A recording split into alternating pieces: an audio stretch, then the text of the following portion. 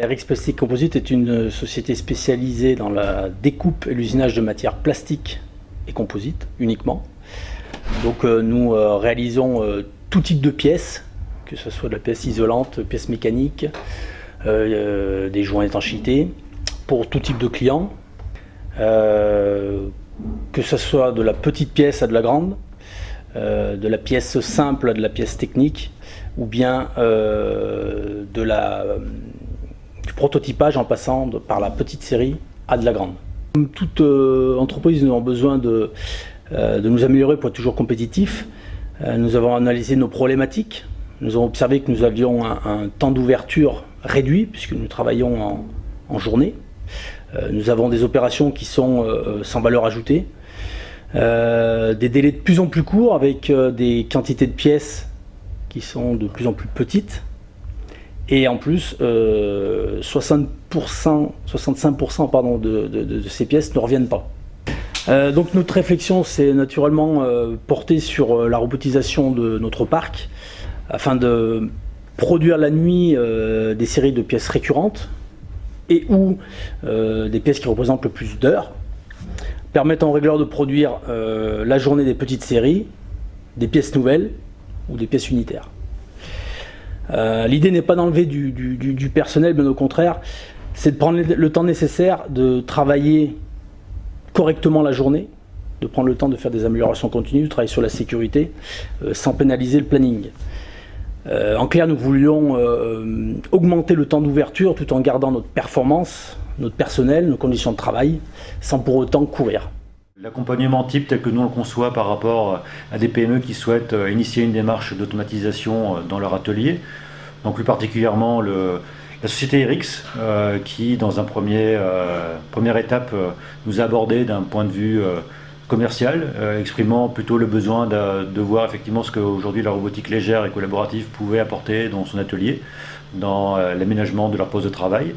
Voilà, donc une première rencontre commerciale et assez rapidement, la démarche telle que nous on la conçoit est plutôt de pouvoir trouver une formule d'accompagnement autour des PME pour pouvoir les conforter dans l'idée de ce que peut être l'automatisation de leur poste de travail. Donc comment ça s'est passé? On s'est vu 8 semaines avant la période d'essai, c'est-à-dire début octobre 2018, avec toutes les personnes concernées, pour présenter le sujet, voir le fonctionnement, toutes les formalités, et surtout pour se mettre en relation et en adéquation avec l'intégrateur, M. Rosello, avec qui j'ai travaillé pendant 8 semaines sur la préparation de la cellule.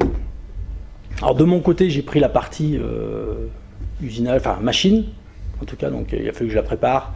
Je regarde toutes les séries à faire, tout le matériel pour tenir les pièces. Et M. Rosello était forcément du côté du robot, prévoir le châssis, le programme cible, etc. Donc bien évidemment nous sommes restés en contact et nous avons travaillé en étroite collaboration, car on a chacun eu besoin de l'autre. C'est d'ailleurs essentiel pour réussir le challenge, en tout cas pour se mettre dans les meilleures conditions. Alors, nous avons souhaité travailler sur nos deux secteurs d'activité. Tout d'abord l'usinage. Nous avons choisi une série récurrente qui représente environ 7 heures de production, usinée en talon. Et nous avons choisi d'installer le système sur un 5 axes pour des raisons de flexibilité. Pour la partie découpe, nous avons pris une série représentant environ 4 heures, sur laquelle l'opérateur vient déposer une pièce dans l'outil poinçon matrice, puis vient la récupérer une fois que l'opération a été terminée. Au bout de ces 8 semaines, nous avons débuté donc par le centre. Il nous a fallu environ 5 jours donc, pour tout installer, que ce soit des portes automatiques du centre, l'installation du robot, branchement, en passant par les programmes, la série cible et aussi ma formation, début de formation. Alors les semaines suivantes, j'ai continué à apprendre et manipuler le robot en résolvant certains problèmes et surtout en essayant d'adapter ce système à notre production. 5 semaines plus tard, on a démarré au niveau des presses. On a mis à peu près le même temps que pour le centre. avec bien sûr une approche différente et des problématiques différentes. En tout cas, à peu près le même temps de mise en œuvre. Par contre, nous avons rapidement abandonné l'idée du robot côté découpe, car en fait, pour que on assure une répétabilité, il aurait fallu qu'on modifie en fait tous les outils poinçon matrice. Et ce coût de modification était plus cher que le gain que pouvait nous apporter le robot. Donc en fait, on a abandonné l'idée côté presse et on a continué à avancer sur le côté usinage. Qu'on soit clair, aujourd'hui finalement l'accompagnement ne se limite pas à une notion de location de matériel, mais vraiment de comprendre tous les critères qui aujourd'hui peuvent être des éléments prédéterminants dans la décision finale que prendra le client. Donc aujourd'hui, un des aspects dans l'accompagnement, c'est aussi de pouvoir proposer, surtout une clientèle en région Rhône-Alpes, ou au travers de notre organisme, finalement, les clés de la réussite d'une mise en place d'une preuve de concept.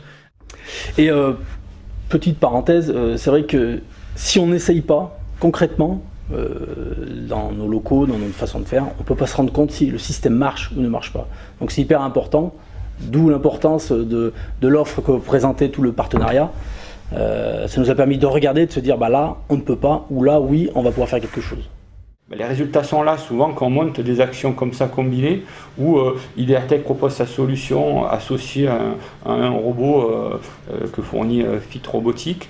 Souvent, vu qu'on est pertinent, qu'on a bien ciblé le besoin, on arrive à aller au bout et ça se transforme souvent en achat, sans pour cela que le client est payé plus cher qu'une offre conventionnelle, sauf que sur cette offre-là, il a la possibilité, on va dire, d'essayer pendant 2 mois. Et si c'est pas bon, c'était pas bon, il y a eu une location de 2 mois, c'était le prix à payer pour essayer, on va dire, la solution et peut-être repositionner certains curseurs et revoir l'aspect technique pour qu'après on ait la bonne proposition, par exemple. Fin d'année 2019, on a réalisé environ 510 heures, ce qui représente 10 heures par semaine, soit 40 heures par mois. En clair, on a gagné 1 semaine de production en plus par mois. Voilà. Sachant qu'on a quand même fini l'année 2019 à 20 heures par semaine. Voilà. 27 séries ont été identifiées et sont réalisées sur le robot. Et on a commencé l'année 2020 par 25 heures par semaine. L'objectif étant de 1000 heures. Voilà, donc on est en train de monter petit à petit. L'intégration s'est plutôt bien passée dans l'atelier, qui s'était par le personnel. J'ai d'ailleurs commencé à former un régleur. Il est maintenant capable de mettre une série qui tourne déjà sur le robot, à l'aide de fiches préparatrices que j'ai mis en place aussi. Et il commence à être capable aussi de mettre en place des séries nouvelles, des pièces nouvelles qui n'ont jamais été faites sur le robot. Le robot fait maintenant partie du planning de l'atelier. Donc toutes les séries qui tournent sur la cellule sont identifiées et sont planifiées. Alors il y a encore un suivi de ma part, et pour toutes les nouvelles séries, en fait je les identifie en amont, voir celles qui peuvent être réalisées ou pas, et je le prépare pour pouvoir y mettre en place sur le robot. Mon ressenti sur le robot, alors au départ j'étais un peu sceptique, et puis en plus n'étant pas de la partie ni automaticien ni quoi que ce soit, mais au final je me suis vraiment éclaté à prendre en main ce robot et à mettre en place avec monsieur Rosello, moyennant bien évidemment un investissement personnel, mais c'était plutôt une bonne aventure. C'est un système qui est abordable à tout technicien, c'est ludique, facile d'utilisation, et je dirais la limite est seulement dépendante de celle du technicien pratiquement. On s'approprie très rapidement le système quand on construit petit à petit ce que l'on veut réaliser, et ça permet vraiment de motiver et de faire accepter le système par l'ensemble du personnel. On a vraiment l'impression que c'est nous qui faisons ce qu'il fait, quoi. Alors, ça remplace pas du tout une personne. Ça permet d'être un complément qui va apporter une souplesse dans le travail du quotidien, une augmentation bien évidemment du temps d'ouverture machine.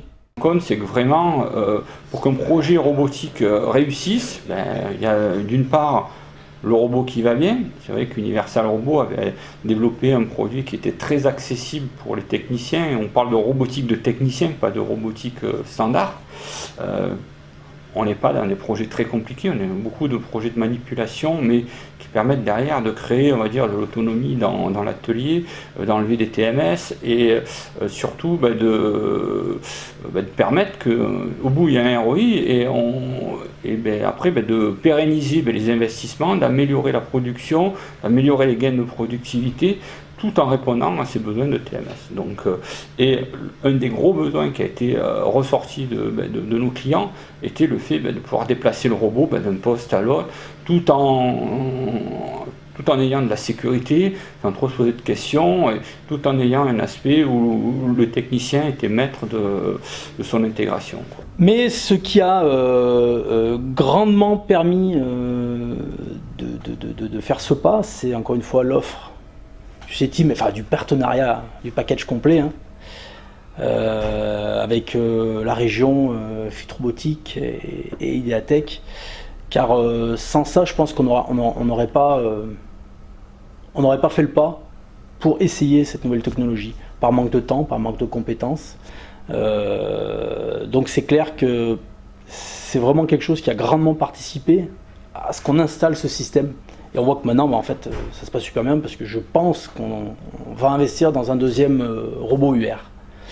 Donc voilà. Et la dernière chose que je veux dire, c'est que si ça marche aussi bien, c'est aussi le partenariat que j'ai pu avoir avec Monsieur Rosello. Car je pense que sans l'intégrateur, si on n'a pas une bonne relation, j'allais dire une bonne communication, une adéquation entre les deux, ça ne marche pas. Voilà, donc ça c'est aussi très très très très important. Voilà.